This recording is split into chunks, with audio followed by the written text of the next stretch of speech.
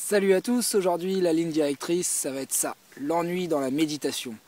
J'ai pas mal fait le tour de certains forums autour de la méditation et c'est vrai que c'est une question qui revient souvent et une remarque qui revient souvent, la méditation c'est ennuyeux. Alors souvent ce qu'ils mettent en avant les personnes c'est le fait de piquer du nez, s'endormir pendant qu'ils méditent, ou alors ça peut se traduire par une certaine agitation pendant qu'on médite, le nez qui gratte, les jambes qui bougent, les ou encore la sensation tout simplement d'ennui, de ne pas tenir en place, de perdre son temps. Alors les pistes que je vais vous donner, c'est pas des pistes forcément personnelles, c'est des réponses qui ont été apportées sur certains forums, aussi des réponses qu'on a pu me faire lors de partage d'expériences en groupe. Et du coup, je vais essayer de synthétiser un petit peu les pistes que j'ai pu réunir par rapport à cet ennui-là. Déjà par rapport au fait de piquer du nez pendant la méditation, cela ça peut être dû tout simplement à un besoin qui est plus global, qui est celui de dormir.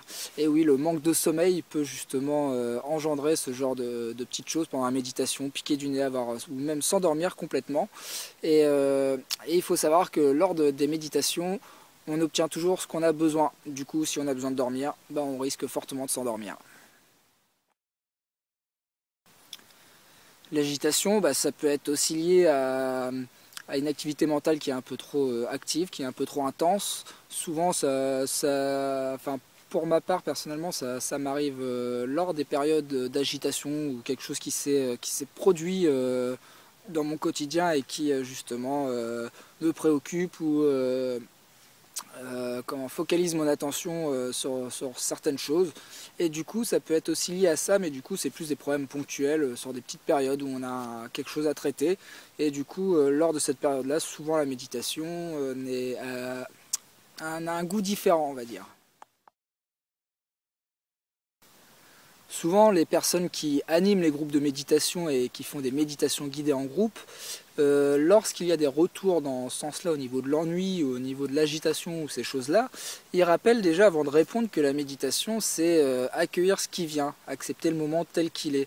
Du coup, l'ennui en fait partie aussi, peut en faire partie aussi en tout cas. Du coup, vous voyez bien de se dire que la méditation, c'est accueillir le moment tel qu'il vient, le moment en cours, tel qu'il est là tout de suite maintenant. C'est déjà une façon de redonner du sens à la méditation. Et du coup, une des solutions on va dire, une des pistes pour pouvoir justement contrer ces sortes de processus mentaux qui viennent nous embêter ou qui nous donnent cette sensation de ne pas être disponible à la méditation, bah, tout simplement, on nous dit régulièrement, allez au contact de ce que ça provoque chez vous, l'ennui. Comment cela se traduit-il dans votre corps, dans vos pensées? Est-ce que cela génère des émotions? C'est justement les pistes à explorer pour pouvoir justement ne pas passer à côté ou éviter de méditer parce que justement on va être confronté à cet ennui et du coup ça nous donne de moins en moins envie d'aller méditer parce qu'on a l'impression qu'on perd son temps, que ça n'a pas de sens. Mais qu'est-ce que ça veut dire aller au contact de son ennui justement, comme on peut souvent entendre des personnes dire ça, va au contact des choses pour débloquer des choses ou quoi que ce soit, il faut aller au contact et faire face à ces choses-là. Et ben, moi, ce que j'en comprends, en tout cas dans ma pratique, lorsqu'on me conseille d'aller au contact des choses, c'est justement de voir, d'observer, de ressentir, de percevoir un petit peu justement les expressions de l'émotion, enfin de mon état d'esprit sur le moment. Par exemple, si on prend l'ennui, du coup, ça va être de ressentir, tiens, est-ce que ça produit quelque chose dans mon corps? Est-ce que j'ai des ressentis corporels particuliers liés à l'ennui? Est-ce que ça génère des pensées, des cumulations de pensées? Est-ce que ça suscite des émotions? Et du coup, pour moi, aller au contact, c'est vraiment ça, c'est mettre le mental de côté, justement, un peu comme lorsqu'on fait le scan corporel et qu'on va se figer sur les parties de son corps en essayant de ne pas commenter nos ressentis, nos perceptions, juste en percevant tel que c'est. Et du coup, on s'aperçoit rapidement que oui, en fait, l'ennui, ça peut créer cette petite boule dans le ventre d'enthousiasme, justement, à se dire, oh tiens, j'ai envie de faire quelque chose, ou ça peut créer un petit peu de colère parce que on n'est pas content du moment, on est dans la non-acceptation. Et justement, l'ennui, je pense, ça traduit aussi justement cette non-acceptation du moment en cours. De se dire, ah bah tiens là, je n'accepte pas de rien faire parce que j'ai peut-être quelque chose à faire derrière, et du coup, ça va peut-être mettre à jour certaines choses comme ça.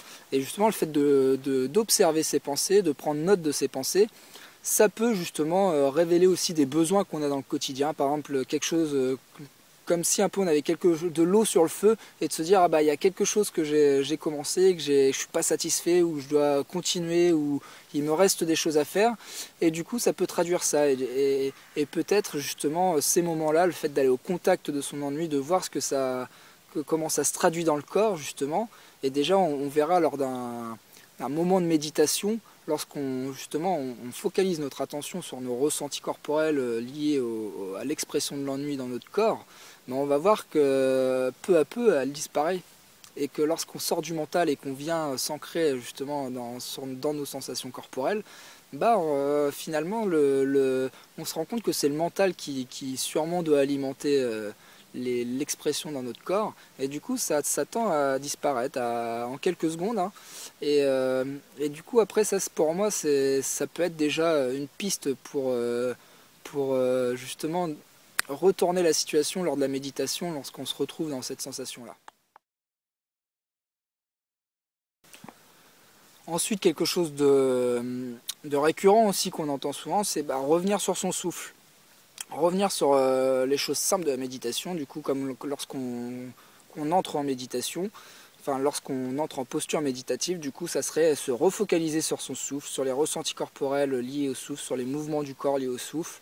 Et du coup cela permet déjà d'amoindrir, d'apaiser le mental qui est peut-être un peu trop suractif à ce moment-là justement, et qui vient peut-être mettre aussi quelques barrières défensives pour justement éviter de s'ancrer dans le moment court. Vous savez, Eckhart Tolle qui explique que le mental, il redoute le moment présent parce qu'il est tout le temps en train de nous projeter dans le futur ou dans le passé, et du coup il va mettre en œuvre plein de stratégies pour nous éviter justement parfois de pouvoir capter ce moment en cours, ce moment présent comme on dit, et du coup de recadrer son attention sur le souffle. C'est une des manières justement de décentrer son attention du mental.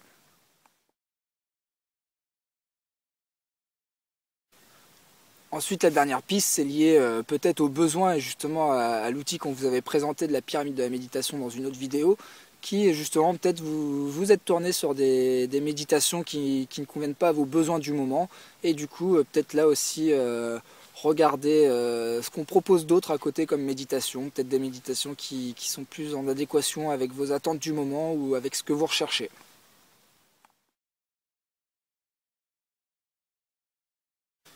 Du coup, l'ennui, c'est un super outil, un super support pour travailler pour travailler dans la méditation, puisqu'il va permettre justement aussi ça donne l'occasion de travailler sur justement le lien qu'il peut y avoir entre les émotions, les idées, justement lorsqu'on a une succession de pensées qui vont se cumuler, observer justement si ça crée une émotion, et après l'émotion, comment elle va se traduire dans le corps, sur la respiration aussi, parce qu'une émotion peut aussi influer sur la respiration, et inversement, je vous rappelle que grâce à la respiration, on peut apaiser, calmer certaines émotions.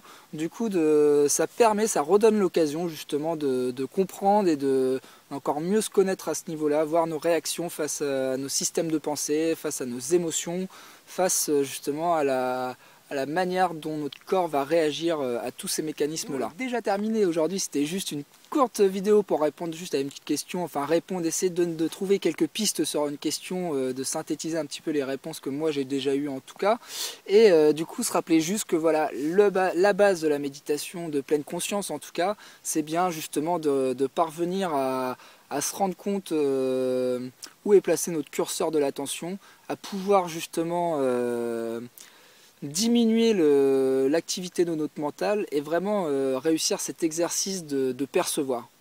Percevoir ce qui est là tout de suite maintenant, sans commenter, sans mettre d'image, sans y mettre du mental.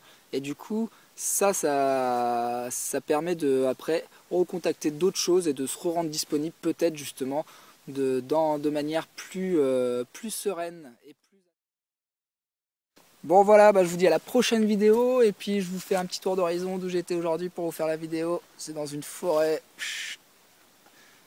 J'ai pas encore rencontré de sanglier aujourd'hui mais la journée n'est pas finie. Allez, salut, à bientôt!